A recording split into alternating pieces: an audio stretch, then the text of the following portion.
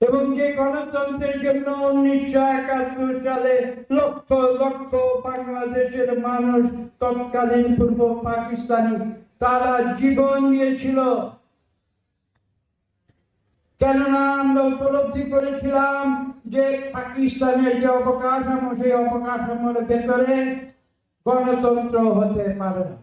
যদি আমরা গণতন্ত্রে বিশ্বাস করি, বাংলাদেশের ইতিহাস পর্যালোচনা করুন, সেই পরাক্রমশালী মুঘল সাম্রাজ্যকেও কিন্তু তার অধীনতা বাংলাদেশের এই অঞ্চলের মানুষ স্বীকার করে না। বারবার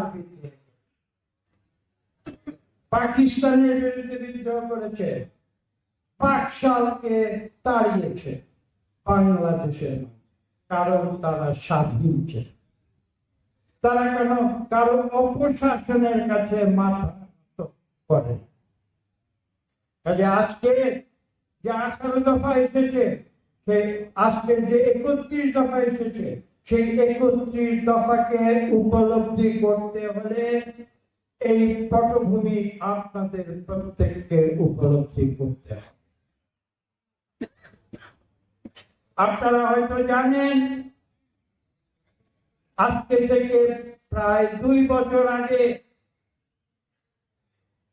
2022 সালের 19শে ডিসেম্বর আমাদের চেয়ারপারসন রাজধানীর একটি হোটেলে তিনি আমাদের বিএনপির এই সংস্কারের রূপরেখা ঘোষণা করেছিলেন।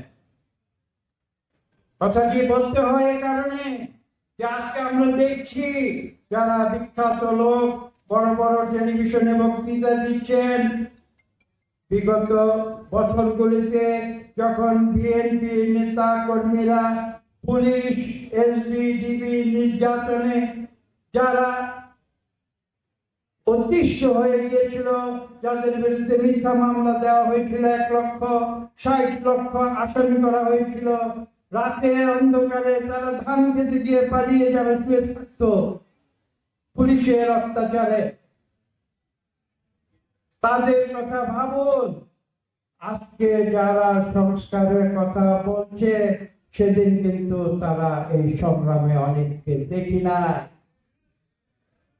এটাই হচ্ছে বাংলাদেশের এই বিপ্লবের মূল সত্য, যে সত্যকে অস্বীকার